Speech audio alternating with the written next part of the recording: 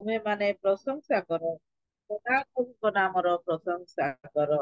ଏହି ବାକ୍ୟ ଦ୍ଵାରା ମୁଁ ପ୍ରଭୁଙ୍କର ପ୍ରିୟ ଦାସୀ ପ୍ରେମାଙ୍ଗିନୀ ଭଉଣୀଙ୍କୁ ମୁଁ ପ୍ରଭୁ ଯୀଶୁଖ୍ରୀଷ୍ଟଙ୍କ ନାମରେ ସ୍ଵାଗତ କରୁଛି ଭଉଣୀ। ଆଉ ସମ୍ମୁଖକୁ ଆସନ୍ତୁ, ଆଜିର ଆରାଧନାରେ ଆମ ମାନଙ୍କୁ ଆଗକୁ। ପ୍ରେଜ୍ ଦ ଲର୍ଡ। ନମସ୍କାର। ଦିଦି ନମସ୍କାର। ସର୍ବପ୍ରଥମେ ପ୍ରଭୁଙ୍କୁ ଧନ୍ୟବାଦ ଦିଏ। ଆଜି ପ୍ରଭୁ ଆମମାନଙ୍କୁ ସୁନ୍ଦର ସୁଯୋଗ ଦେଇଛନ୍ତି ଏଇ ରିଏଲ ମିନିଷ୍ଟ୍ରି ଆଉ ମଳା ସମିତିରେ ପ୍ରଭୁଙ୍କର ଗୌରବ କରିବା ନିମନ୍ତେ, ଗୀତ ଦ୍ୱାରା ପ୍ରଭୁଙ୍କର ପ୍ରଶଂସା କରିବା ନିମନ୍ତେ। ଅବଶ୍ୟ ମୋ ତଣ୍ଟି ବସି ଯାଇଛି ଥଣ୍ଡା, ଆଉ ହେଲେ ମଧ୍ୟ ଆମେ ପ୍ରଭୁଙ୍କର ଗୀତ ଗାଇ ପ୍ରଭୁଙ୍କର ଗୌରବ କରିବା। ଆଉ ଆସନ୍ତୁ, ପ୍ରଭୁ ଆଜି ଆମମାନଙ୍କୁ ସୁନ୍ଦର ସୁଯୋଗ ଦେଇ ଅଛନ୍ତି। ସୁନ୍ଦର ଅବକାଶ ଦେଇଛନ୍ତି, ଜୀବିତ ମାନଙ୍କ ମଧ୍ୟରେ ପ୍ରଭୁ ଆମମାନଙ୍କୁ ରଖି ଅଛନ୍ତି। ଆଜି ଆମେ ପ୍ରଭୁ ଗୀତ ଦ୍ଵାରା ପ୍ରଭୁଙ୍କର ଗୌରବ ପ୍ରଶଂସା କରିବା। ଦେଖିନି ସେ ରୂପ କେବେ, ପାଇଛି ଅନୁଭବେ। ଦେଖିନି ସେ ରୂପ କେବେ, ଅଦେଖା ହୋଇ ଅବିରତ, ଅଦେଖା ହୋଇ ଅବିରତ ଅଛନ୍ତି ମୋ ସାଥୀ। ଦେଖିନି ସେ ରୂପ କେବେ, ପାଇଛି ଅନୁଭବେ। ଦେଖିନି ସେ ରୂପ କେବେ, ହେଲେ ଏ ଅନ୍ତର ନିମିଷେ ଯଦି ଭଲ ଲାଗେନା, ହେଲେ ଅନ୍ତର ନିମିଷେ ଯଦି ଭଲ ଲାଗେନା, ଶୂନ୍ୟ ଏ ବେଦୋର ମନ ସେ ପ୍ରେମ ବିନା। ଜୀବନ ମୋର ଅରପିଛି, ଜୀବନ ମୋର ଅରପିଛି ମୋ ତାଙ୍କରି ହାତେ। ଦେଖିନି ସେ ରୂପ କେବେ, ପାଇଛି ଅନୁଭବେ। ଦେଖିନି ସେ ରୂପ କେବେ, ଚିର ସୁନ୍ଦର ମିନତି ମୋର ଥାଅ ମୋ ପାଶେ। ଚିର ସୁନ୍ଦର ମିନତି ମୋର ଥାଅ ମୋ ପାଶେ। ଭଙ୍ଗାଏ ଜୀବନ ମୋର ତୁମ ପରଶେ। ସାଇତା ମୋର ମନ କଥା, ସାଇତା ମୋର ମନ କଥା କହିବି ତା ପାଶେ। ଦେଖିନି ସେ ରୂପ କେବେ, ପାଇଛି ଅନୁଭବେ। ଦେଖିନି ସେ ରୂପ କେବେ, ଅଦେଖା ହୋଇ ଅବିରତ, ଅଦେଖା ହୋଇ ଅବିରତ ଅଛନ୍ତି ମୋ ସାଥେ। ଦେଖିନି ସେ ରୂପ କେବେ, ପାଇଛି ଅନୁଭବେ। ଦେଖିନି ସେ ରୂପ କେବେ। ଆସନ୍ତୁ, ଆମେ ଆଉ ଗୋଟେ ଗୀତ ଗାନ କରି ପ୍ରଭୁଙ୍କର ଗୌରବ କରିବା। ହେ ଯୀଶୁ, ହେ ପ୍ରଭୁ, ହେ ଯୀଶୁ, ହେ ପ୍ରଭୁ, ଆସିଛି ତୁମ ପାଦ ତଳେ ଦର୍ଶନ ଦିଅ ଥରେ ଦର୍ଶନ ଦିଅ ଥରେ हे जीसु हे प्रभु हे जीसु हे प्रभु ଆସିଛି ତୁମ ପାଦ ତଳେ ଦର୍ଶନ ଦିଅ ଥରେ ଦର୍ଶନ ଦିଅ ଥରେ ଏହି ଜଗତର ଅନ୍ଧକାର ପଥେ ଚଢିଥିଲି ମୁଁ ପାପରେ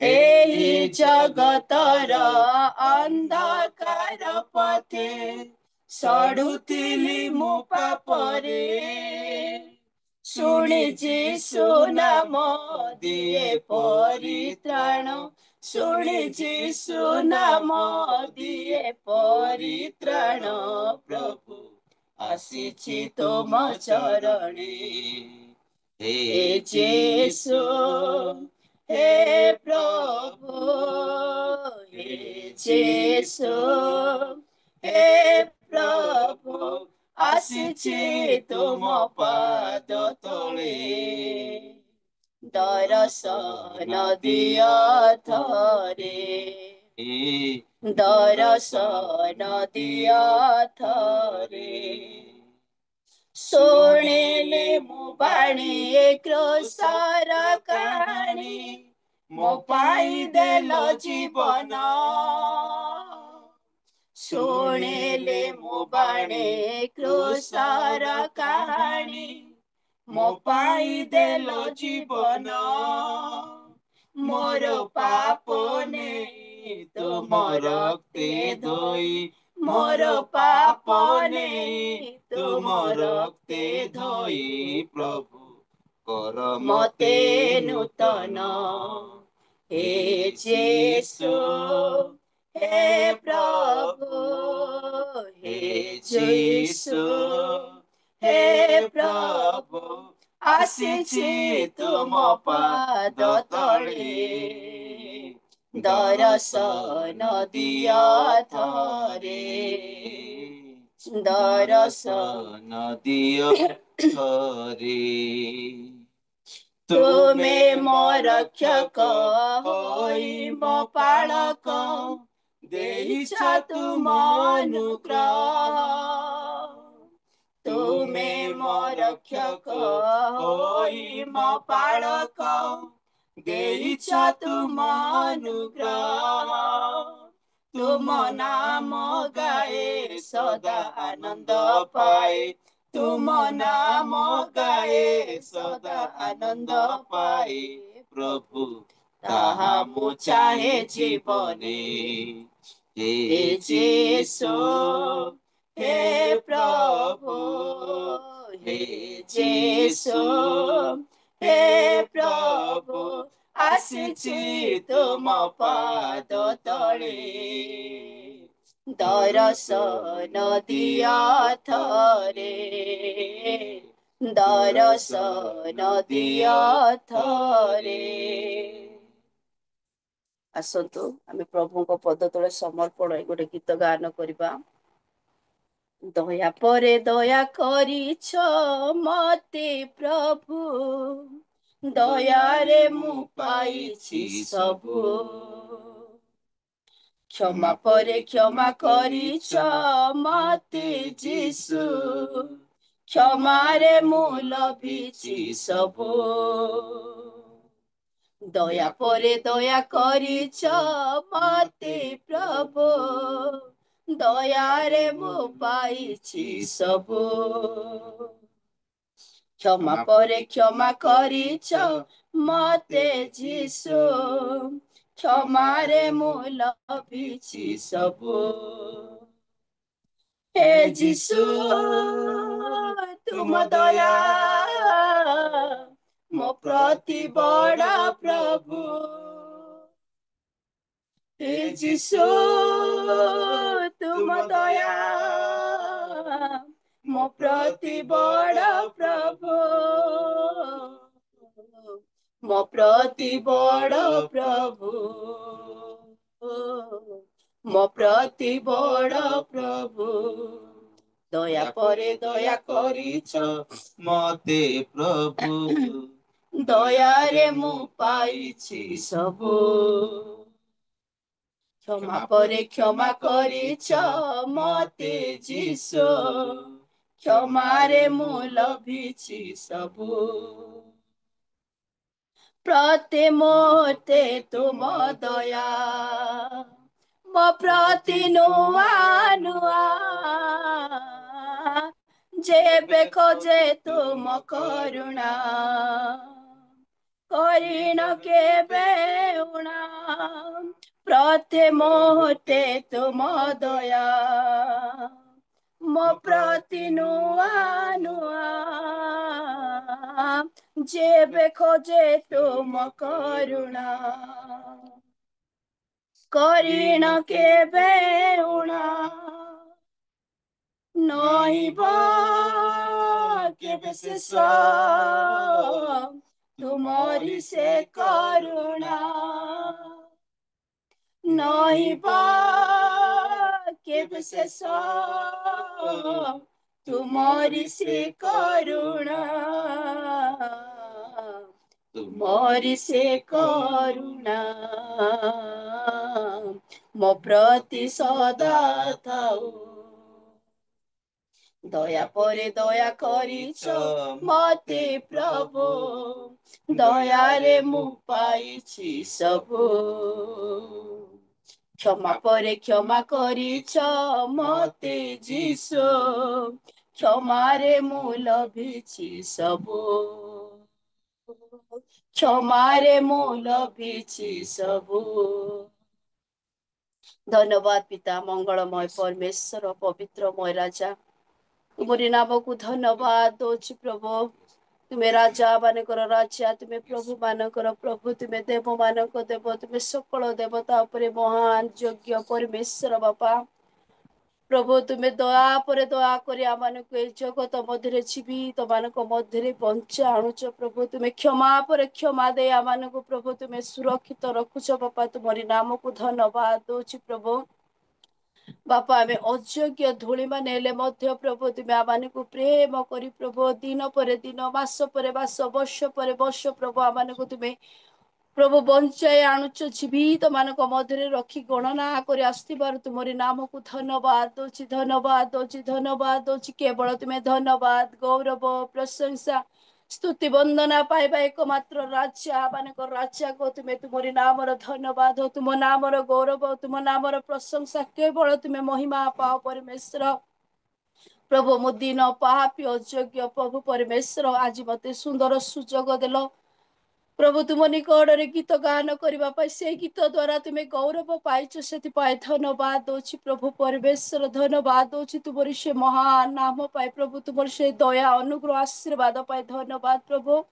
ପିତା ମାନଙ୍କୁ ସୁନ୍ଦର ଅବକାଶ ଦେଲ ଆଜି ପ୍ରଭୁ ମଳା ସମିତି ପ୍ରଭୁ ମାଧ୍ୟମରେ, ପ୍ରଭୁ ଜୁମ୍ ମାଧ୍ୟମରେ ଆମମାନଙ୍କୁ ତୁମେ ଏକତ୍ର କଲ ପ୍ରଭୁ, ସେଥିପାଇଁ ତୁମରି ନାମକୁ ମୁଁ ଧନ୍ୟବାଦ ଦଉଛି ପିତା ପରମେଶ୍ୱର।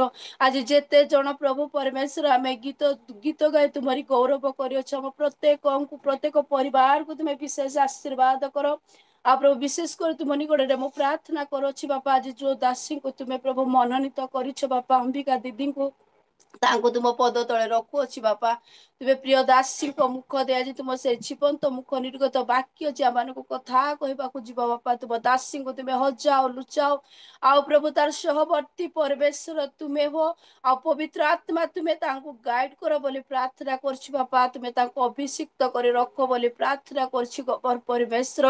ଆମମାନଙ୍କୁ ମଧ୍ୟ ତୁମେ ପ୍ରସ୍ତୁତ କର, ଆମମାନଙ୍କୁ ମଧ୍ୟ ତୁମେ ପ୍ରଭୁ ପରମେଶ୍ୱର ତୁମର ବାକ୍ୟ ଶୁଣିବା ନିମନ୍ତେ କର୍ଣ୍ଣକୁ ଖୋଲି ଦିଅ ପ୍ରଭୁ। ଆମମାନଙ୍କୁ ସେମାନଙ୍କ ହୃଦୟକୁ ଖୋଲ ପରିବେଶର ତୁମ ସେ ବାକ୍ୟ ଆମେ ସ୍ଥିର ଭାବରେ ଶୁଣିପାରିବୁ ସେଥିପାଇଁ ମଧ୍ୟ ତୁମେ ସାହାଯ୍ୟ କରି ଆମମାନଙ୍କୁ ଆଶୀର୍ବାଦ କର ବୋଲି ପ୍ରାର୍ଥନା କରୁଛି। ପରିଚାଳନା କରୁଥିବା ପ୍ରଭୁ ସୁନା ଦିଦିଙ୍କୁ ମଧ୍ୟ ତୁମ ପଦ ତଳେ ଦଉଅଛି ବାପା। ଦିଦିଙ୍କୁ ମଧ୍ୟ ତୁମେ ବିଶେଷ କରି ଆଶୀର୍ବାଦ କର ଆରମ୍ଭରୁ ଶେଷ ପର୍ଯ୍ୟନ୍ତ ପରିଚାଳନା କରିବାରେ ତୁମେ ତାର ସହବର୍ତ୍ତୀ ହୁଅ ବୋଲି ପ୍ରାର୍ଥନା କରୁଛି ବାପା। ପ୍ରାର୍ଥନା କରୁଛି ଯେତେ ଡିଭାଇସ୍ ପ୍ରଭୁ ଜଡିତ ହେଇଛନ୍ତି ପ୍ରତ୍ୟେକ ଡିଭାଇସ୍ କୁ ତୁମରି ପଦ ତଳେ ରଖୁଅଛି ବାପା। ପ୍ରତ୍ୟେକ ଡିଭାଇସ୍ କୁ ତୁମେ ପ୍ରଭୁ ବିଶେଷ କରି ଆଶୀର୍ବାଦ କର। ଆମେ ଯେତେ ଜଣାଉ ଯେତେ ପରିବାର ପ୍ରଭୁ ଜଡିତ ସେ ପ୍ରତ୍ୟେକ ପରିବାରକୁ ତୁମେ ବିଶେଷ କରି ଆଶୀର୍ବାଦ କର। ପ୍ରଭୁ ଆରମ୍ଭରୁ ଶେଷ ପର୍ଯ୍ୟନ୍ତ ତୁମର ଉପସ୍ଥିତି ରଖ। ଆଉ ଆମମାନଙ୍କୁ ତୁମରି ପ୍ରଭୁ ପରମେଶ୍ୱର ଇଙ୍ଗିତ ମଧ୍ୟରେ ଚଳାଅ। ତୁମର ଉପସ୍ଥିତି ଦେଇ ଆମମାନଙ୍କୁ ତୁମେ କଢାଇ ନିଅ ବୋଲି ପ୍ରିୟତମ ପ୍ରଭୁ ଯୀଶୁଙ୍କ ନାମରେ ଛୋଟ ନିବେଦନ ମାଗିଲି ପିତ ଆମେନ୍। ସମସ୍ତଙ୍କୁ ନମସ୍କାର। ପ୍ରେଜ୍ ଦ ଲର୍ଡ। ଧନ୍ୟବାଦ ଦିଦି। ବହୁତ ବହୁତ ଧନ୍ୟବାଦ। ସୁନ୍ଦର ଭାବରେ ଆରାଧନା କରିଥିବା ହେତୁ ପ୍ରଭୁଙ୍କର ଗୌରବ କରିବା ଉଚ୍ଚକର ତାଳି ମାଧ୍ୟମରେ ଧନ୍ୟବାଦ। ମୋର ମଧ୍ୟ ତଣ୍ଟି ଟିକେ ବସି ଯାଇଛି ସକାଳୁ ସକାଳୁ ଫୁଲୁନି ଭଲରେ। ଆଉ ମୁଁ ଏତେବେଳେ ଅନୁରୋଧ କରୁଛି କମ ସେ କମ ଆଜି ଯେହେତୁ ମହିଳା ସମିତି ଦିବସ ସେଥିପାଇଁ ଯେତେ ଜଣ ମା ଅଛୁ ଆମେ ମା ମାନେ ଆଉ ଭିଡିଓ ଖୋଲିକି ଟିକେ ବସିବା ପାଇଁ ଚେଷ୍ଟା କରିବା। ସମସ୍ତଙ୍କୁ ବିଶେଷ ଅନୁରୋଧ ଆସନ୍ତୁ ଆଜିର ଉପାସନା ମଧ୍ୟକୁ ମାନେ ପ୍ରବେଶ କରିଛୁ। ଆରାଧନା ମାନଙ୍କର ହେଇଛି। ବର୍ତ୍ତମାନ ଭଉଣୀ ପ୍ରାର୍ଥନା ମଧ୍ୟ କରିଛନ୍ତି ବାକ୍ୟ ନିମନ୍ତେ ବାକ୍ୟ ଦାତ୍ରୀଙ୍କ ନିମନ୍ତେ। ସେଥିପାଇଁ ଆମେ ଆଉ ପ୍ରାର୍ଥନା କରିବା ନାହିଁ। ଆମେ ସିଧା ଆମେ ବାକ୍ୟ ନିକଟକୁ ଯାଉଥିବା ମୁଁ ଗୋଟେ ଅଂଶ ଅଧ୍ୟୟନ କରୁଛି ତାପରେ ଆମେ ପ୍ରଭୁଙ୍କ ଦାସୀଙ୍କୁ ସ୍ଵାଗତ କରୁଥିବା। ଯେଉଁମାନେ ଆଚରଣରେ ସିଦ୍ଧ ଯେଉଁମାନେ ସଦା ପ୍ରଭୁଙ୍କ ବ୍ୟବସ୍ଥା ଅନୁସାରେ ଚାଲନ୍ତି ସେମାନେ ଧନ୍ୟ। ଯେଉଁମାନେ ତାହାଙ୍କ ପ୍ରମାଣ ବାକ୍ୟ ସବୁ ପାଳନ କରନ୍ତି ଯେଉଁମାନେ ସର୍ବାନ୍ତକରଣରେ ତାହାଙ୍କୁ ଖୋଜନ୍ତି ସେମାନେ ଧନ୍ୟ। ପ୍ରଭୁ ଏହି ପଠିତ ବାକ୍ୟ ଦ୍ଵାରା ଆଜିର ସମସ୍ତ କାର୍ଯ୍ୟକ୍ରମ ଉପରେ ତାଙ୍କର ପ୍ରିୟ ଦାସଙ୍କୁ ଆଶୀର୍ବାଦ କରନ୍ତୁ। ଆମେନ୍। ଦିଦି ଏହି ବାକ୍ୟ ଦ୍ଵାରା ଆପଣଙ୍କୁ ସ୍ଵାଗତ କରୁଛି। ପ୍ରେଜ୍ ଦ ଲର୍ଡ। ନମସ୍କାର। ଆପଣ ସମ୍ମୁଖକୁ ଆସି ଆଜିର ବାକ୍ୟ ଉପସ୍ଥାପନ କରିବା। ଧନ୍ୟବାଦ। ଧନ୍ୟବାଦ ଭଉଣୀ ସୁନ୍ଦର ଭାବରେ ସ୍ୱାଗତ କରିଥିବାରୁ। ଆସନ୍ତୁ ଏ ସମୟରେ ମୁଁ ସର୍ବପ୍ରଥମେ ସଦାପ୍ରଭୁଙ୍କୁ ଧନ୍ୟବାଦ ଦିଏ ସୁନ୍ଦର ସମୟ ସୁନ୍ଦର ସହଭାଗିତା ପାଇଥିବାରୁ। ଆଉ ଉପସ୍ଥିତ ପ୍ରତ୍ୟେକଙ୍କୁ ରିଏଲ ମିନିଷ୍ଟ୍ରି ମତେ ପ୍ରଥମ ଥର ସୁଯୋଗ ଦେଇଥିବାରୁ ଆଉ ପ୍ରତ୍ୟେକଙ୍କୁ ମୋର ହୃଦୟର କୃତଜ୍ଞତା ଏବଂ ନମସ୍କାର ପ୍ରେଜ୍ ଦ ଲର୍ଡ ଜଣାଏ। ବିଶେଷ ଧନ୍ୟବାଦ ଦିଏ ଆମମାନଙ୍କର କର ଭଉଣୀ ଆଉ ମତେ ଉତ୍ସାହିତ କରିଥିବାରୁ। ମୋର ଏଇଟା ପ୍ରଥମ ଥର ରିଏଲ ମିନିଷ୍ଟ୍ରି ଆଉ ବାକ୍ୟ ଦେବାର। ଆସନ୍ତୁ ଆଜି ଅନୁଚିନ୍ତା ପାଇଁ ଆମେ ଅଧ୍ୟୟନ କରିବା। କାରଣ ଆଜି ହଉଛି ଆମମାନଙ୍କର ମହିଳା ସମିତି ଆଉ ମହିଳା ବିଷୟରେ ଆମେ ଅଧ୍ୟୟନ କରିବା। ଯଦି ମତେ ସାହାଯ୍ୟ କରୁଛନ୍ତି ପଠନରେ ତାହେଲେ ତ ଭଲ କଥା ନହେଲେ ମୁଁ ପଠନ କରିବି। ଲୁକ ଲିଖିତ ସୁସମାଚାର 1 ପର୍ବ ଆମେ 26 ରୁ 38 ଯାଏ ଅଧ୍ୟୟନ କରିବା।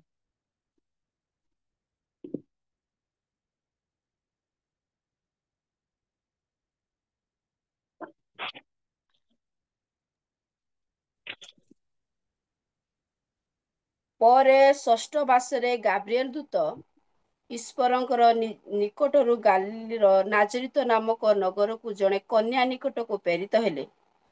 ଦାଉଦଙ୍କ ବଂଶର ଯୋସେଫ ନାମକ ଜଣେ ପୁରୁଷ ସହିତ ତାହାଙ୍କର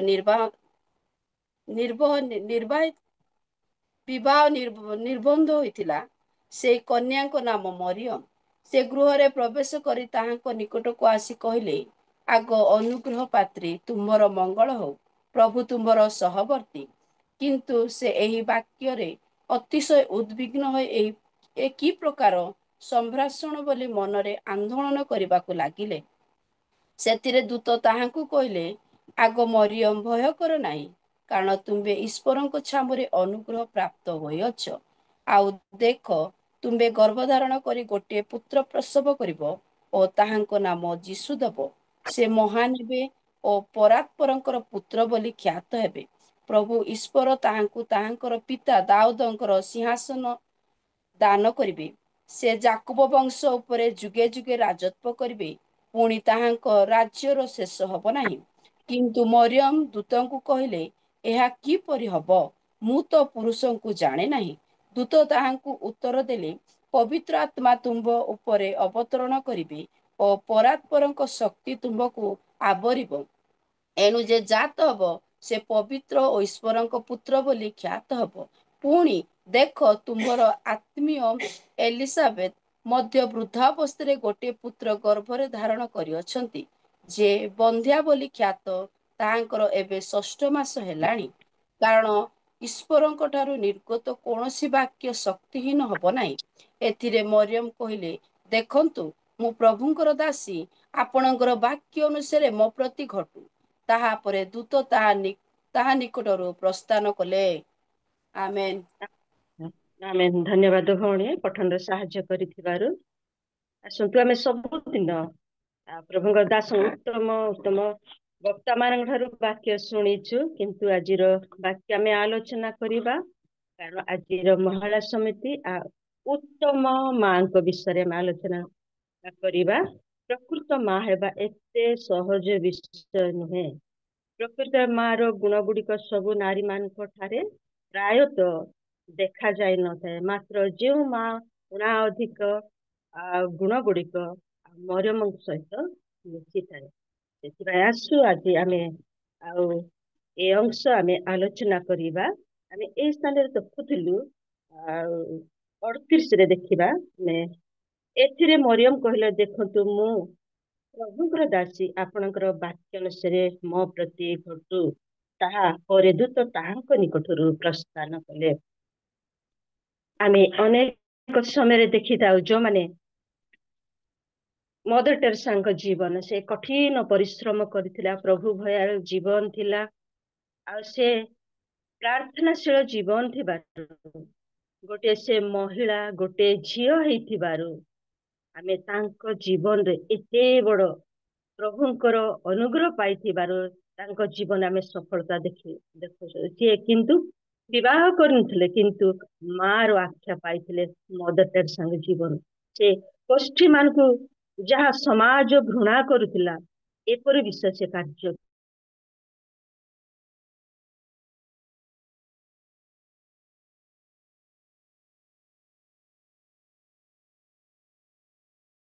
ଜୀବନ, ପ୍ରଭୁଙ୍କୁ ପ୍ରେମ କରିବା ଜୀବନ, ପ୍ରାର୍ଥନାଶୀଳ ଜୀବନ ଥିବାରୁ ସେ ଶେଷ ସମୟରେ ସେବା ପାଇଁ ସେ ମାର ଆଖ୍ୟା ପାଇଥିଲା। ଏତେ ବଡ ସମ୍ମାନର ଅଧିକାରୀ ହେଇଥିଲା, ନୋବେଲ ପୁରସ୍କାର ପାଇଥିଲା, ଏବଂ ଶେଷ ସମୟରେ ତାକୁ ମଦର ଟେରେସା ବୋଲି ଆଖ୍ୟା ଦିଆଯାଇଥିଲା। ଆସୁ ଆଜି ମଧ୍ୟ ସେ ଉତ୍ତମ ଗୁଣ, ଉତ୍ତମ ଚରିତ୍ର ଥିବା ମହିଳାଙ୍କ ବିଷୟରେ, ପ୍ରଭୁଙ୍କର ମାତାଙ୍କ ବିଷୟରେ ଆମେ ଶିକ୍ଷା କରିବା, ଆଲୋଚନା କରିବା। ଏଇ ସ୍ଥାନରେ ଆମେ ଦେଖୁଛୁ ପ୍ରଥମ ଗୁଣ ତାଙ୍କର ବାଧ୍ୟତା। ଆମେ ଏଇ ସ୍ଥାନରେ ଦେଖୁଛୁ ପ୍ରଭୁ ଯୀଶୁଙ୍କ ମାତା ପରମେଶ୍ୱରଙ୍କ ଯୋଜନାକୁ ନିଜ ଜୀବନରେ କଣ କରିଥିଲା, ସଫଳ କରିବା ପାଇଁ ସେ ନମ୍ରତାର ସହିତ ସ୍ୱର୍ଗଦୂତଙ୍କର କଣ କରିଥିଲା, ସେ ତାଙ୍କ ଜୀବନ ସେ ଗ୍ରହଣ କରିଥିଲା।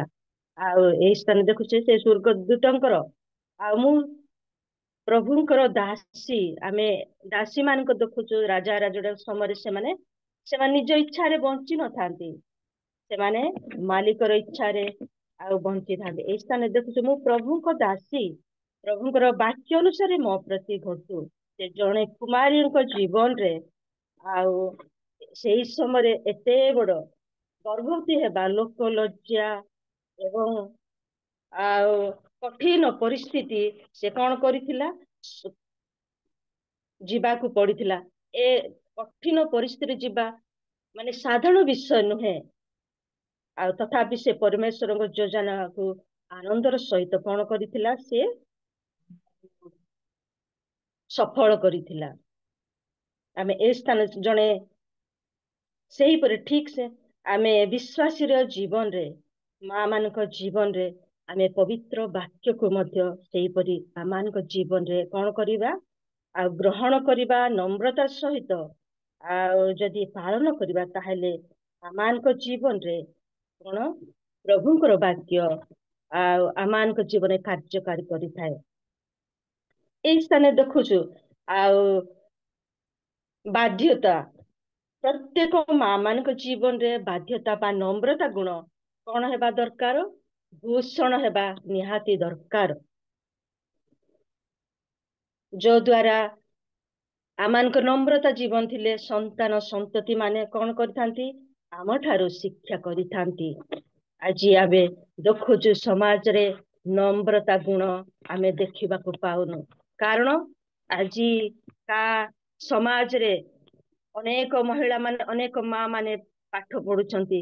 ପାଠ ପଢିବା ଦ୍ୱାରା ସେମାନେ ରୋଜଗାର କ୍ଷମ କରୁଛନ୍ତି ଏବଂ ସମାଜର ସମ୍ମାନ ଜନକ ପଦବୀର ସ୍ଥାନରେ ଅଛନ୍ତି। ଆଉ ଯୋଉ ଦ୍ୱାରା ସେମାନେ କଣ ନିଜକୁ ନତ କରୁନାହାନ୍ତି। ଆମେ ଯାକୁବ ପୁସ୍ତକ ଆମେ 4:10 ପଢିଲେ ଜାଣିବା, ପ୍ରଭୁଙ୍କ ଚାହୁଁରେ ଆପଣ ଆପଣାକୁ ନତ କର, ତାହେଲେ ତୁମ୍ଭେ ମାନେ କଣ ହବ? ଉନ୍ନତ ହେଇପାରିବ। ଆଜି ଆମେ ନିଜକୁ ଆମେ ନତ କରିବା, ତାହେଲେ ପ୍ରଭୁ ଆମମାନଙ୍କୁ ଉନ୍ନତ କରିବେ। ଆଉ ନିଜକୁ ଆମେ ପ୍ରଭୁଙ୍କର ବାକ୍ୟକୁ ନମ୍ରତା ପୂର୍ବକ ଗ୍ରହଣ କରିବା, ତାହେଲେ ପ୍ରଭୁ ଆମମାନଙ୍କୁ ଉପଯୁକ୍ତ ସମୟରେ କଣ କରିବେ? ଉନ୍ନତ କରିବେ। ଆଉ ଗୋଟେ ଅଂଶ ଅଛି, ଆଉ ତାଙ୍କ ଜୀବନ, ମରିୟମଙ୍କ ଜୀବନ ଦେଖୁଛୁ, ବାଧ୍ୟତା ଜୀବନ, ବାଧ୍ୟତା ଆଉ ଗୋଟେ ଗୁଣ। ଆଉ ତାଙ୍କ ଜୀବନରେ ବାଧ୍ୟତା ଥିବାରୁ ସେ କଣ କରିଥିଲା? ଆଉ ସେ ପ୍ରଭୁଙ୍କର ବାକ୍ୟକୁ ଗ୍ରହଣ କରିଥିଲା ଏବଂ ସମାଜ ମଧ୍ୟରେ କଣ କରିଥିଲା? ସେ ଆଉ ସମସ୍ତ କାର୍ଯ୍ୟ ସଫଳ କରିଦେଲେ। ପ୍ରଭୁଙ୍କ ଏତେ ବଡ ଯୋଜନାକୁ ସେ କଣ କରିଥିଲା? ବାଧ୍ୟ ହେଇ ଗ୍ରହଣ କରିଥିଲା। ବର୍ତ୍ତମାନ ସମୟରେ ଖ୍ରୀଷ୍ଟ ସମାଜରେ ଆଉ ଆମେ ଦେଖୁଛୁ ବାଧ୍ୟତା ନାହିଁ, ଅବାଧ୍ୟତା ଜୀବନ କାଟୁଛୁ। କିଏ କାହାର କଥା ଶୁଣିବାକୁ ନାରାଜ, ଆଉ କହିଥାନ୍ତି ଆଉ ମୋର ଜ୍ଞାନ ଅଛି, ଅନ୍ୟମାନଙ୍କୁ ଆମେ ତୁଚ୍ଛ କରିଥାଉ, ଆମେ ସେ ଅନ୍ୟମାନଙ୍କୁ ଅଜ୍ଞାନ କହିଥାଉ, ଆଉ କେବଳ ଆମେ ହିଁ ନିଜେ ଜ୍ଞାନୀ ବୋଲି ନିଜକୁ ଆମେ ବିବେଚନା କରିଥାଉ। ଆମେ ଦ୍ୱିତୀୟ ବିବରଣୀ 5:33 ପଦରେ ଲେଖାଯାଏ, ଯେପରି ତୁମ୍ଭେ ମାନେ ବଞ୍ଚିବ ଓ ତୁମ୍ଭର ମଙ୍ଗଳ ହବ, ତୁମ୍ଭେ ମାନେ ଯେପରି ତୁମ୍ଭ ମାନଙ୍କର ଦୀର୍ଘ ପରମାୟ ହବ। ଆମମାନଙ୍କ ବାଧ୍ୟତା ହେଲେ କଣ ହବ? ଆମେ ଦୀର୍ଘତା ପରମାୟ ପାଇବା, ଆୟୁଷ ବଢିବ। ଆଜି ଆମେ ଦେଖୁଛୁ ଅବାଧ୍ୟତା ଜୀବନ କାଟୁଛୁ, ଯୋ ଦ୍ୱାରା ଆମମାନଙ୍କର ଆୟୁଷ ମଧ୍ୟ କମି ରହୁଛି। ଆଉ ଆଉ ଗୋଟେ ଜିନିଷ ଆମେ, ଆଉ ଗୋଟେ ଅଂଶ ଆମେ ପଠନ କରିବା, ଲୁକ ଲିଖିତ 11:27-28 ପଦରେ। ଆଉ ଏଠି ଲେଖା ଅଛି, ଧନ୍ୟ ସେ ଗର୍ଭ ଯାହାକୁ ତୁମକୁ ଧାରଣ କଲା ଓ ସେହି ସ୍ତନ ଯହିଁରୁ ତୁମ୍ଭେ ପାନ କଲ। ମାତ୍ର ସେ କହିଲେ, ନା, ଯେଉଁମାନେ ଈଶ୍ୱରଙ୍କର ବାକ୍ୟ ଶୁଣନ୍ତି ଓ ପାଳନ କରନ୍ତି, ବରଂ ସେମାନେ ଧନ୍ୟ। ଆଜି ଖ୍ରୀଷ୍ଟ ପରିବାର ସମାଜ ମଧ୍ୟରେ, ମଣ୍ଡଳୀ ମଧ୍ୟରେ କେବଳ ଆମେ ଅଶାନ୍ତି ଦେଖୁଛୁ, କାରଣ ଆମେ ପ୍ରଭୁଙ୍କର ବାକ୍ୟ ପାଳନ କେବଳ ଶୁଣୁଛୁ, କହୁଛୁ, କିନ୍ତୁ ଆମମାନଙ୍କ ଜୀବନରେ ଆମେ କଣ କରୁଛୁ? ସେ ବାକ୍ୟ ପାଳନ କରୁନୁ, ଯୋ ଦ୍ୱାରା ଆମମାନଙ୍କ ଜୀବନରେ, ପରିବାର ମଧ୍ୟରେ ମଙ୍ଗଳ କଣ ହଉଛି? ଅମଙ୍ଗଳ ପାଲଟୁଛି। ବଦଳରେ ଆଉ ଅଭିଶାପ ଆମମାନଙ୍କ ଜୀବନରେ ଆସୁଛି। ଆମେ ଆମମାନଙ୍କ ଜୀବନରେ ଆଉ କଣ ବାଧ୍ୟତା ନଥିବା ଦ୍ୱାରା, ଅବାଧ୍ୟ ଥିବା ଦ୍ୱାରା ଆମେ ମଙ୍ଗଳ ଦେଖି ପାରୁନୁ, ଆଉ ଯୋ ଦ୍ୱାରା ଶାନ୍ତି ମଧ୍ୟ ଆମେ ଦେଖି ପାରୁନୁ। ଆଉ ଗୋଟେ ଗୁଣ ଦେଖିବା, କଠିନ କାର୍ଯ୍ୟ ମରିୟମଙ୍କ ଜୀବନରେ। ଆଉ ସେ କଣ କରିଥିଲେ? ତାଙ୍କର କଠିନ ସମୟରେ ସେ କଣ କରିଥିଲା? ଆଉ ପାଳନ କରିଥିଲା। ଜଣେ କୁମାରୀ ଗର୍ଭବତୀ ହେବା ବହୁତ କଷ୍ଟ, ଲଜ୍ଜାଦାୟକ ପରିସ୍ଥିତି ଦେଇ ସେ ଗତି କରିଥିଲା। ହେଲେ ମଧ୍ୟ ସେ ପ୍ରଭୁଙ୍କର ବାକ୍ୟକୁ କଣ କରିଥିଲା? ସଫଳ କରିବା ପାଇଁ ନିଜ ଜୀବନରେ ଆଉ ନିଷ୍ପତ୍ତି ନେଇଥିଲା। ମରିୟମ ଆଉ ପ୍ରଭୁଙ୍କର ଯୋଜନାକୁ ସଫଳ ନିମନ୍ତେ ସମ୍ପୂର୍ଣ୍ଣ ସାହସିକତା ପ୍ରକାଶ କରିଥିଲା। ଆଉ ଏଇ ସ୍ଥାନ ଦେଖୁଛୁ, ଗର୍ଭବତୀ ହେବା ସମାଜରେ ଭର୍ତ୍ସନା ଥିଲା, ହେଲେ ମଧ୍ୟ ସେ କଣ କରିଥିଲା? ପାଳନ କରିଥିଲା। ଆମେ ଦେଖୁଛୁ ଅନେକ ସମୟରେ ଆଉ ପ୍ରଭୁଙ୍କ ଦାସ ଦାସୀ ମାନେ କଣ କରିଥାନ୍ତି? ଆମେ ବାକ୍ୟ ଶୁଣିଥାଉ, ବିଶ୍ୱାସୀ ମା ମାନଙ୍କ କଠିନ କାର୍ଯ୍ୟ ଯେତେବେଳେ ମଣ୍ଡଳୀରେ ଆଉ ପରିବାର ମଧ୍ୟରେ କୁହାଯାଏ, ସେ କଣ କରିଥାନ୍ତି? ନା, ମୋର କଣ ସମ୍ମାନ ନାହିଁ, ମୋର କଣ ପରିବାରରେ, ମୋର ବ୍ୟକ୍ତିଗତ ଜୀବନରେ ସମୟ ନାହିଁ କି ମୁଁ ତାହା କରିବି ନାହିଁ। ଆମେ ଦେଖୁଛୁ ପିଲା ତାଙ୍କ ଜୀବନ ଯେତେବେଳେ ଆଉ ପ୍ରଭୁ ଯୀଶୁଙ୍କୁ ନିଆ ହେଇଥିଲା ସେ ସମୟରେ କଣ କରିଥିଲା ପିଲାତୋ ଏତେ ବଡ କାର୍ଯ୍ୟ କରିବାକୁ ସେ ସହମତ ପ୍ରକାଶ କରିନଥିଲା। କଣ କରିଥିଲା ସେ ହାତ ଧୋଇଥିଲେ। ସେଇପରି ଆଜି ମଧ୍ୟ ଅନେକ ମା ମାନେ ପରିବାରରେ ଯେତେବେଳେ କଠିନ ସମସ୍ୟା ଆସିଥାଏ ସେ ସମୟରେ ଆମେ ସେ କାର୍ଯ୍ୟ କରିବାକୁ ପଛଘୁଞ୍ଚା ହେଇଥାଉ। ଯଦି ଆମେ ବାକ୍ୟ ଶୁଣୁଛୁ, ବାକ୍ୟ ଆମମାନଙ୍କ ଜୀବନ କାର୍ଯ୍ୟ କରୁଛୁ, ତାହେଲେ ଆଉ ଆମେ କଣ କରିବା ସେ କଠିନ କାର୍ଯ୍ୟ କରିବାକୁ ମଧ୍ୟ ଆମେ ସହମତି ପ୍ରକାଶ କରିବା। ଏଇ ସ୍ଥାନ ଦେଖୁଛୁ ଆଉ ମା ମାନେ ମଧ୍ୟ ଆଉ କଠିନ କାର୍ଯ୍ୟ କରିବାକୁ ସହମତ ସମ୍ମାନ ସେମାନେ କରିନଥାନ୍ତି, ସେଥିପାଇଁ ପଛଘୁଞ୍ଚା ହେଇଥାନ୍ତି। ଜଣେ ଯଦି ପରମେଶ୍ୱରଙ୍କର କାର୍ଯ୍ୟ କରିବାକୁ ପଛଘୁଞ୍ଚା ହଉଛି ତାହେଲେ ସେ କଣ ଆଶୀର୍ବାଦ ପାଇବନି। ଆମେ ଏଇ ସ୍ଥାନ ଦେଖୁଛୁ ଆଉ ନିଜର ସାହସିକତା ଗୁଣ ମରିୟମଙ୍କ ଜୀବନରେ ତାଙ୍କର ବାଧ୍ୟତା ଗୁଣ, କଠିନ କାର୍ଯ୍ୟ କରିବାର ନମ୍ରତା ଗୁଣ ଆମେ ଦେଖିବାକୁ ପାଉଛୁ ମରିୟମଙ୍କ ଜୀବନ। ସେଥିପାଇଁ ପ୍ରଭୁ ତାହାଙ୍କୁ କଣ କଲେ ମନୋନୀତ କଲେ। ଆଉ ଏଇ ସ୍ଥାନରେ ଦେଖୁଛୁ ତାଙ୍କର ଧାର୍ମିକତା ଗୁଣ, କେବଳ ନମ୍ରତା ବାଧ୍ୟତା ସାହସିକ ଗୁଣ ନଥିଲା, ମରିୟମଙ୍କ ଜୀବନ ଧାର୍ମିକତା ଗୁଣ ମଧ୍ୟ ଥିଲା। ଆଉ ସେଥିପାଇଁ ଆମେ ଦେଖୁଛୁ ଆଉ ସେ 28 ପଦରେ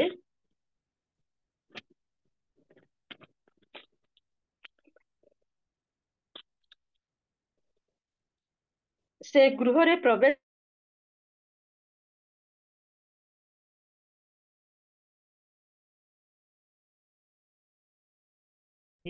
ଆମେ ଏଇ ସ୍ଥାନ ଯୋଉମାନେ କି ଧାର୍ମିକତା ଗୁଣ ପ୍ରଭୁ ସେମାନଙ୍କୁ ମନୋନୀତ କରିଥାନ୍ତି, ସେ ପ୍ରଭୁ ସେମାନଙ୍କୁ ବାଛିଥାନ୍ତି। ଆମେ ଏଇ ସ୍ଥାନ ଦେଖୁଛୁ ଧାର୍ମିକତା ଗୁଣ ଆଉ ପ୍ରଭୁ ସେମାନଙ୍କୁ କଣ କରିଥାନ୍ତି ମନୋନୀତ କରିଥାନ୍ତି। ଆଉ ଦୂତ ତାହାଙ୍କୁ ସମ୍ବୋଧନ କରିବା ଅର୍ଥ ଜଣେ ଧର୍ମ ପରାୟଣ ମହିଳାଙ୍କ ଆମେ ଏଇ ସ୍ଥାନରେ ଦେଖୁଛୁ। ଆଉ ଯୋଉ ଦ୍ଵାରା ପ୍ରଭୁ ତାହାଙ୍କୁ ଆଉ ମନୋନୀତ କଲେ। ଆଜି ମଧ୍ୟ ଆଜି ଆମେ ପ୍ରଭୁଙ୍କର ବାକ୍ୟ ଶୁଣୁଛୁ, ତାହେଲେ ସେ ବାକ୍ୟ ପାଳନ କରିବାକୁ ଚେଷ୍ଟା କରିବା। ଆମେ ଏଇ ଗୋଟେ ଅଂଶ ଶୁଣିବା, ପଠନ କରିବା ରୋମିଓ 10:17। ଆଉ କଣ ହବ ବିଶ୍ୱାସ ଶ୍ରବଣରୁ ଜାତ ହେଇଥାଏ। ଅନେକ ସମୟରେ ଆମେ ବାକ୍ୟ ପଢିଥାଉ କିନ୍ତୁ ଆଉ ଭଲରେ ଶୁଣି ନଥାଉ, ଯୋଉ ଦ୍ଵାରା ଆମମାନଙ୍କ ଜୀବନରେ ବିଶ୍ୱାସ ଆସି ନଥାଏ। ବିଶ୍ୱାସ ଶ୍ରବଣରୁ ଜାତ ହୁଏ, ଶ୍ରବଣ ଖ୍ରୀଷ୍ଟଙ୍କ ବାକ୍ୟ ଦ୍ଵାରା ହୁଏ। ଆମେ ଏଇ ସ୍ଥାନରେ ଦେଖୁଛୁ ଆଉ ସଦା ସର୍ବଦା ଆମେ ବାକ୍ୟ ଶୁଣିଲେ ହିଁ ଆମମାନଙ୍କର ବିଶ୍ୱାସ ଜାତ ହେଇଥାଏ। ଅନେକ ସମୟରେ ଆମେ ବାକ୍ୟକୁ ମଧ୍ୟ ଆମେ ଜ୍ଞାନ କରିଥାଉ, ଶୁଣି ନଥାଉ, ଯୋଉ ଦ୍ଵାରା ଆମମାନଙ୍କର ବିଶ୍ୱାସ ଦୃଢୀଭୂତ ହେଇନଥାଏ। ଏଇ ସ୍ଥାନ ଦେଖୁଛୁ ଆମେ ଧାର୍ମିକତା ଗୁଣ ଆଉ ମରିୟମଙ୍କ ଜୀବନ ଧାର୍ମିକତା ଗୁଣ ଦେଖିବାକୁ ଆମେ ପାଉଛୁ। ଆଉ ପଞ୍ଚମ ହେଲା ଆଉ ବିଶ୍ୱାସୀର ଜୀବନରେ ଆମେ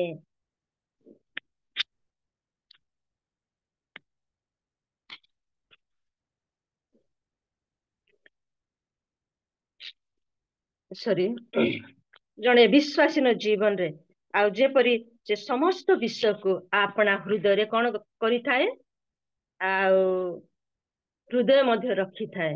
ଆମେ ଏଇ ସ୍ଥାନରେ ଦେଖୁଛେ ମରିୟମ ଯେପରି ସେ ଦୂତ ଯାହା କହିଲେ ପ୍ରକାଶ କଲେ ତାଙ୍କ ହୃଦୟ ରଖି ଆନ୍ଦୋଳନ କରିବାକୁ ଲାଗିଲେ। ଅନେକ ସମୟରେ ଆମେ ଅନ୍ୟ ନିକଟରେ ପ୍ରକାଶ କରିଥାଉ, କିନ୍ତୁ ମରିୟମଙ୍କ ଜୀବନରେ ସେ ନିଜ ହୃଦୟ ମଧ୍ୟ ରଖିଲା। ଆଉ ଆମେ ଆଉ ଗୋଟେ ଅଂଶ ଅଧ୍ୟୟନ କରିବା, ଗୀତ ସଂହିତା 119:11 ପଦରେ ଆମେ ଦେଖୁ, ମୁଁ ତୁମ୍ଭ ବିରୁଦ୍ଧରେ ପାପ ନ କରେ ଏଥିପାଇଁ ମୁଁ ଆପଣା ହୃଦୟ ମଧ୍ୟରେ ତୁମର ବାକ୍ୟ ସଞ୍ଚୟ କରି ରଖିଅଛି। ଆମେ ଯଦି ଆମମାନଙ୍କ ହୃଦୟ ମଧ୍ୟରେ ପ୍ରଭୁଙ୍କର ବାକ୍ୟ ସଞ୍ଚୟ କରିବା, ତାହେଲେ କଣ ଆମେ ପାପ କରିବା ନାହିଁ। ସେଥିପାଇଁ ଆମେ ସଦାବେଳେ ପ୍ରଭୁଙ୍କର ବାକ୍ୟ ସଞ୍ଚୟ କରିବା। ଆମେ ଏଇ ସ୍ଥାନ ଦେଖୁଛୁ ମରିୟମଙ୍କର ଗୁଣ ବିଶ୍ୱାସୀର ଗୁଣ। ଆଉ ଆମମାନେ ମଧ୍ୟ ଆଜି ଯୋଉ ବାକ୍ୟ ଆମେ ଶୁଣୁଛୁ, ଆମେ ଆମମାନଙ୍କ ହୃଦୟ ମଧ୍ୟରେ ବାକ୍ୟ ରଖିବା, ତାହେଲେ ଆମମାନଙ୍କ ମନ୍ଦ ଜଗତରେ ବଞ୍ଚିବା ସମୟରେ ଅନେକ ସମସ୍ୟା, ଅନେକ ଦୁଃଖ ଆସୁଛି, ଅନେକ କଠିନ ପରିସ୍ଥିତି ଆସିବା ସମୟରେ ସେଇ ବାକ୍ୟ ଆମମାନଙ୍କୁ ପାପରୁ ପୃଥକ ଜୀବନ କାଟିବାକୁ ଦେଇଥାଏ। ଆମେ ଏ ସ୍ଥାନ ଦେଖୁଛୁ ଆଉ ଯେତେବେଳେ ଆମେ ଆମମାନଙ୍କର ଜୀବନରେ ବାକ୍ୟ ନଥିଲେ ଆମେ ମନ୍ଦ କାର୍ଯ୍ୟ କରିଥାଉ। ପାପ କାର୍ଯ୍ୟ ମଧ୍ୟ କରିଥାଉ। ଯଦି ଆମମାନଙ୍କ ଜୀବନରେ ବାକ୍ୟ ରହିଛି ତାହେଲେ ଆମେ ପାପରୁ ପୃଥକ ପୃଥକ ଜୀବନ କାଟିଥାଉ। ସେଥିପାଇଁ ବିଶେଷ ଆଉ ଆଜିର ମହିଳା ସମିତିରେ ମା ମାନଙ୍କୁ ଆମେ ଆଲୋଚନା କରିବାକୁ ଯିବା। ମା ମାନଙ୍କର ଅନେକ ସମୟରେ ବିଶ୍ୱାସ କମଜୋର ହୋଇଥାଏ। ଅନେକ ମା ମାନେ ମଧ୍ୟ ଅଛନ୍ତି, ଦୃଢ ବିଶ୍ୱାସର ମା ମାନେ ଅଛନ୍ତି। ଆଉ ମୋ ଭଳିଆ ମା ମାନଙ୍କ ନିମନ୍ତେ ମୁଁ କହିବାକୁ ଚାହେଁ, ଅନେକ ସମୟରେ ଆମେ ବାକ୍ୟ ଶୁଣିଲେ ମଧ୍ୟ ଆମମାନଙ୍କର ବାକ୍ୟ ଆମମାନଙ୍କର ବିଶ୍ୱାସ କମଜୋର ହେଇଥାଏ। ସେଥିପାଇଁ ଆମେ ସଦା ସର୍ବଦା ପ୍ରଭୁଙ୍କର ବାକ୍ୟ ହୃଦୟ ମଧ୍ୟରେ ସଞ୍ଚୟ କରିବା, ତାହେଲେ ଏ ମନ୍ଦ ଜଗତରୁ ପାପରୁ ପୃଥକ ପୃଥକ ଜୀବନ କାଟି ପାରିବା।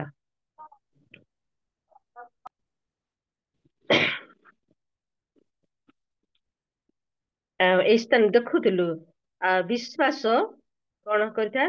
ଶ୍ରବଣରୁ ଜାତ ହୋଇଥାଏ। ସେଥିପାଇଁ ସଦା ସର୍ବଦା ପ୍ରତ୍ୟେକ ସମୟରେ ଖ୍ରୀଷ୍ଟ ବିଶ୍ୱାସିନୀ ମାନଙ୍କର ଜାଗତିକ ଜୀବନ ଓ ଆତ୍ମିକ ଜୀବନରେ କଣ କରିଥାଏ? ଆମମାନଙ୍କୁ ବଢିବାକୁ ବା ଉନ୍ନତି ସାଧନ କରିବାକୁ ଆମମାନଙ୍କୁ କଣ କରିଥାଏ? ବାକ୍ୟ ପଢେଇ ନେଇ। ସେଥିପାଇଁ ଆମେ ବାକ୍ୟ ପ୍ରତି ଆମେ ପ୍ରାଧାନ୍ୟ ଦେବା, ବାକ୍ୟକୁ ମୁଖ୍ୟ ସ୍ଥାନ ରଖିବା, ତାହେଲେ ଆମେ କଣ ହେବା? ପ୍ରଭୁ ଆମମାନଙ୍କୁ ଆଶୀର୍ବାଦ କରିବେ। ଆଜିକା ମା ମାନେ ଆଉ ଦେଖୁଛୁ, ଅନେକ ମା ମାନେ ବାକ୍ୟ ଜାଣିଥାନ୍ତି, କିନ୍ତୁ ଆମମାନଙ୍କ ହୃଦୟରେ ବାକ୍ୟ ନଥିବା ଦ୍ଵାରା ପାପ ଆଡକୁ ଆମେ ଗତି କରିଥାଉ। ଅନେକ ବଡ ବଡ ବକ୍ତା ମାନେ, ବଡ ବଡ ବିଶ୍ୱାସୀ ମାନଙ୍କ ଜୀବନ ଅନେକ ପରୀକ୍ଷା ସମସ୍ୟା ମଧ୍ୟ ଆସିଥାଏ। ଆମେ ଆଉ ଗୋଟେ ଅଂଶ ଆମେ ପଠନ କରିବା। ମାର୍କ 16:17 ଲିଖିତ ଅଛି। ଆଉ ଆମେ ପଠନ କରିବା। ଆଉ ଦ୍ଵିତୀୟ ଅଂଶରେ ଆମେ ପଢିବା ପ୍ରେମ। ଆମେ ମରିୟମଙ୍କ ଜୀବନରେ ପ୍ରେମ, ସେ କଣ କରିଥିଲା? ଆଉ ଯେତେବେଳେ ପ୍ରଭୁ ଯୀଶୁ କ୍ରୁଶାର୍ପିତ ହଉଥିଲେ, ସେ ମାର ଆବେଗ, ମାର ସେ ଅନାବିଳ ପ୍ରେମକୁ ଆମେ ଦେଖିବାରୁ, ସେ ଦୂରରେ ଥାଇ ସେ ନିଜ ସନ୍ତାନ ପ୍ରତି ସେ କ୍ରନ୍ଦନ କରୁଥିଲା। ଆଜି ଅନେକ ମା ମାନେ ଆମେ ରହିଛୁ, ଆଉ ଅନେକ ପିଲାମାନଙ୍କୁ ଆମେ ଜଗତରେ ସମସ୍ୟା ହେବା ଦ୍ୱାରା ଅନେକ ମା ମାନେ ପରିବାରକୁ ମଧ୍ୟ ପରିତ୍ୟାଗ କରି ଛାଡିକିରି ଯାଉଛନ୍ତି। ସେଥିପାଇଁ ଆମେ କଣ କରିବା ନିତାନ୍ତ ଦରକାର? ପ୍ରଭୁଙ୍କର ବାକ୍ୟକୁ ଆମମାନଙ୍କ ହୃଦୟ ମଧ୍ୟରେ ସଞ୍ଚୟ କରିବା ନିତାନ୍ତ ଦରକାର। ଏବଂ ସେମାନଙ୍କ ନିମନ୍ତେ ଆମେ ମରିୟମଙ୍କ ଯେପରି ନିଜର ପୁତ୍ର ପାଇଁ ସେ କ୍ରନ୍ଦନ କରୁଥିଲା, ଆଜି ମଧ୍ୟ ଆମେ ପିଲାମାନଙ୍କ ନିମନ୍ତେ ଆମେ କ୍ରନ୍ଦନ କରିବା। ନିଜର ସ୍ୱାମୀ ପାଇଁ କ୍ରନ୍ଦନ କରିବା, ନିଜର ସନ୍ତାନ ପାଇଁ କ୍ରନ୍ଦନ କରିବା, ନିଜ ପରିବାର ପାଇଁ କ୍ରନ୍ଦନ କରିବା, ନିଜର ମଣ୍ଡଳୀ ପାଇଁ କ୍ରନ୍ଦନ କରିବା, ନିଜ ପାଇଁ କ୍ରନ୍ଦନ କରିବା। ଆଉ ପ୍ରାର୍ଥନାରେ ଆମେ ତାଙ୍କ ନିକଟରେ ସମର୍ପଣ କରିବା ସ୍ୱର୍ଗସ୍ଥ ପିତାଙ୍କ ଠାରେ। ତାହେଲେ ଆମେ ଏଇ ସ୍ଥାନରେ ମରିୟମଙ୍କ ଜୀବନରେ ଆଉ ଦେଖୁଛୁ, ସେ ନିଜ ପିଲାମାନଙ୍କ ନିମନ୍ତେ କିପରି କ୍ରନ୍ଦନ କରୁଥିଲା, ପ୍ରାର୍ଥନା କରୁଥିଲା। ଆଜି ଆମେ ପିଲାମାନଙ୍କ ନିମନ୍ତେ ଆମେ କିପରି ଭାବରେ ଆମେ ପ୍ରେମ କରୁଛୁ, ସେମାନଙ୍କ ନିମନ୍ତେ ଆମେ କିପରି ସମର୍ପଣ କରୁଛୁ, ଏଇ ସ୍ଥାନରେ ଆମେ ଦେଖୁଛୁ ଅନାବିଳ ପ୍ରେମ। ଆଉ ମରିୟମଙ୍କ ଜୀବନରେ ଆମେ ଦେଖୁଛୁ ତାଙ୍କର ଆଉ ନିଜର ଦାୟିତ୍ୱ, ନିଜର କର୍ତ୍ତବ୍ୟ, ମାର ପ୍ରେମ ସେ ପ୍ରକାଶ କରୁଛି।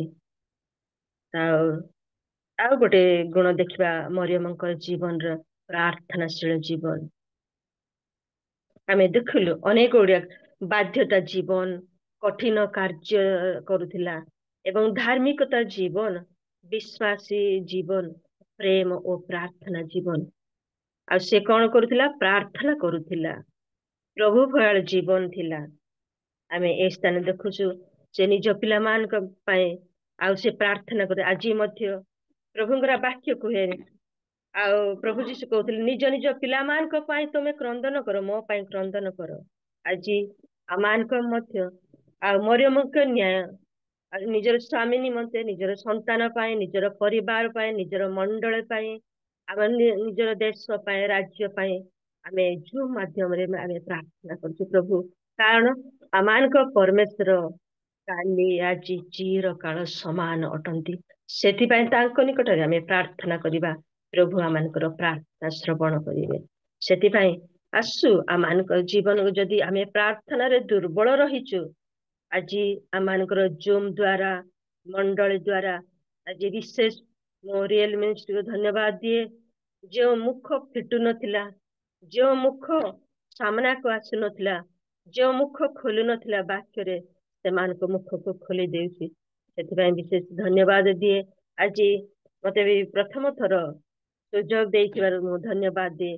ଆସୁ ଆଜି ଆମେ ଏକରୁ ଆରକର କଣ କରିବା, ମାନେ ଶିଖିବା। ଯଦି ଆମମାନଙ୍କ ଜୀବନରେ ପ୍ରାର୍ଥନାଶୀଳ ଜୀବନ ନାହିଁ, ତାହେଲେ ଆମେ ଆଜିଠାରୁ ପ୍ରାର୍ଥନାଶୀଳ ଜୀବନ କାଟିବା।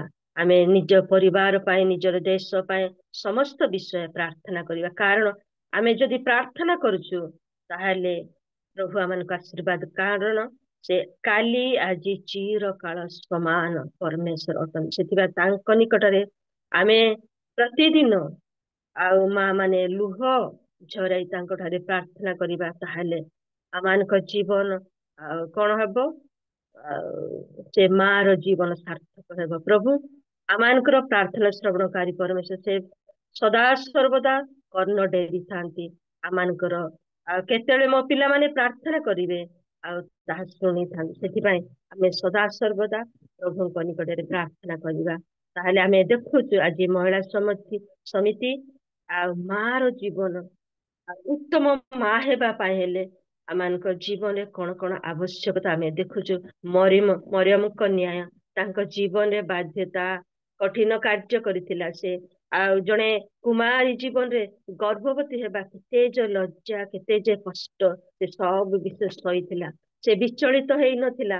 ଧାର୍ମିକତାର ଗୁଣ ଆଉ ଧାର୍ମିକତା ଗୁଣ ଥିବାରୁ ପ୍ରଭୁ ଆଉ ଦୂତ ଆଉ ତାଙ୍କୁ ମନୋନୀତ କରିଥିଲେ। ବିଶ୍ୱାସୀ ର ଜୀବନ ଆମମାନଙ୍କର, ଯଦି ଆମମାନଙ୍କ ବିଶ୍ୱାସ କମଜୋର ରହିଛି, ଆମେ ମାଣ୍ଡଳିକ ଭାବରେ ପାରିବାରିକରେ ଆଉ ସହଭାଗିତା ଜୀବନ କାଟିଲେ ତାହା ଆମମାନଙ୍କ ବିଶ୍ୱାସ ଦୃଢୀଭୂତ। ପ୍ରେମ ଆମମାନେ ପ୍ରଭୁ ଆମମାନଙ୍କୁ ପ୍ରେମକୁ, ତାଙ୍କର ପ୍ରେମ ଆମେ ଦେଖୁଛୁ। ବାକ୍ୟ ଆମମାନଙ୍କୁ ଚେତନା ଦିଏ ପ୍ରଭୁଙ୍କର ପ୍ରେମକୁ ଆମେ ଅନୁସରଣ କରିବା। ପ୍ରାର୍ଥନାଶୀଳ ଜୀବନ ଆମେ ଏଇ ସ୍ଥାନ ଦେଖୁଛୁ। ଅନେକ ମା ମାନେ ପ୍ରାର୍ଥନା କରିଛନ୍ତି। ପ୍ରଭୁ ତାଙ୍କର ପ୍ରାର୍ଥନା, ହାନାଙ୍କ ଜୀବନ ଆମେ ଦେଖୁଛୁ। ହାନାଙ୍କର ପ୍ରାର୍ଥନା ଶୁଣିଥିଲେ। ସେଇପରି ତାଙ୍କର କିପରି ଭାବରେ ସେ ପ୍ରାର୍ଥନା କରୁଥିଲା, କେବଳ ତାଙ୍କର ପାଟି ହଲୁଥିଲା, ଏକ ମନ ହେଇ ପ୍ରାର୍ଥନା କରୁଥିଲା। ପ୍ରଭୁ ତାଙ୍କର ପ୍ରାର୍ଥନା ଶୁଣିଥିଲେ।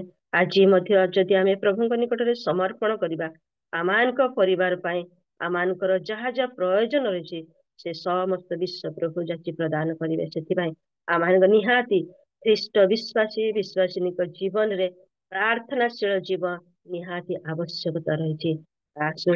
ଆଜିର ନ୍ୟାୟ ମରିୟମଙ୍କ ଜୀବନ ଯେପରି ଆଉ ଏଇ ସମସ୍ତ ଗୁଣ ଥିଲା, ଆଜି ମଧ୍ୟ ଆମମାନଙ୍କ ମଧ୍ୟରେ ମଧ୍ୟ ନିହାତି ଆବଶ୍ୟକତା ରହିଛି।